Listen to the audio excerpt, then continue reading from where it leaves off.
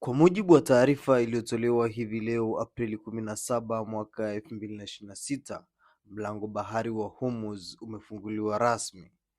Iran imetangaza kufungua mlango huo kwa meli za kibiashara na usafiri wa juu. Rais wa Marekani Donald Trump amekaribisha hatua hiyo na kuipongeza akisema njia hiyo sasa iko na imefunguliwa kikamilifu. Tangazo hilo limetoka baada ya makubaliano ya kusitisha mapigano kati ya pande zote zilizohusika na mvutano hivi karibuni. Mlango wa Hormuz ni muhimu sana duniani kwa sababu takriban karibu 20% ya mafuta yote ya dunia hupita hapo. Kufungwa kwake hivi karibuni kulisababisha bei ya mafuta kupanda na wasiwasi mkubwa wa kiuchumi. Hivyo kufunguliwa huku kunaleta auheni kubwa. Kwa sasa inaonekana hali imetulia na meli zinaweza kupita bila vizuizi vikubwa. Bei za mafuta za kimataifa zimeanza kushuka kidogo kidogo kufuatia tangazo hili. Strait of Hormuz ni njia nyembamba ya bahari iliyounganisha Ghuba ya Ujerumani na Ghuba ya Oman, kisha inaunganisha na bahari ya Arabian na bahari ya Hindi. Upana wake ni mdogo sana.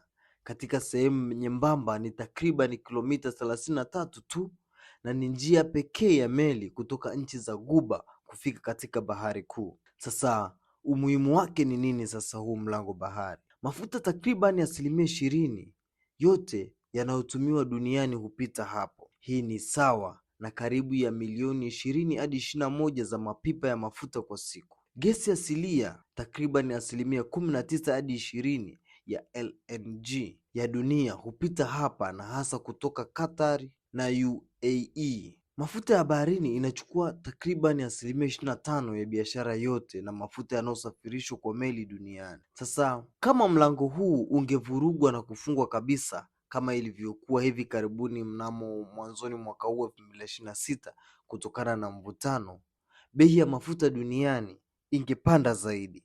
Uchumi wa ulimwengu ungeathirika, hasa nchi zinazoagiza mafuta mengi ulimwenguni. Usafirishaji wa gesi na hata mbolea aina ya urea unaweza ukasumbuliwa zaidi. Meli nyingi zinazobeba mafuta hazina njia nyingine rahisi ya kutoka Ghuba ya Ujerumani. Kwa sababu hii, mlango wa Hormuz unachukuliwa kuwa moja ya maeneo ya hatari sana na muhimu na ya kimkakati duniani. Nchi nyingi ikiwemo Marekani, China na Ulaya hufuatilia hali yake kwa karibu sana. Kwa ufupi, mlango wa Hormuz ni mlango wa nishati ya dunia. Kama unapita, bei za mafuta na gesi hubaki thabiti. Kama unazibwa, dunia nzima inahisi mshtuko mkubwa wa kiuchumi. Historia ya mlango wa Hormuz ni ndefu na tajiri, inayoonyesha eneo hili dogo. Upana wake ni kilomita 33 hadi 60 tu, na umekuwa mlango wa kibiashara na nguvu kwa maelfu ya miaka. Mlango huu ulitumika tangu Bronze Age, takriban zaidi ya miaka 5000 iliyopita. Wafanyabiashara walipitia hapa kufanya biashara na ustaarabu wa industry ulifanyika. Walisafirisha shaba, miti, pia bidhaa nyingine katika Ghuba ya Ujerumani. Wakati wa dola ya Kimarekani, eneo hili lilikuwa muhimu kwa usafirishaji wa kifalme.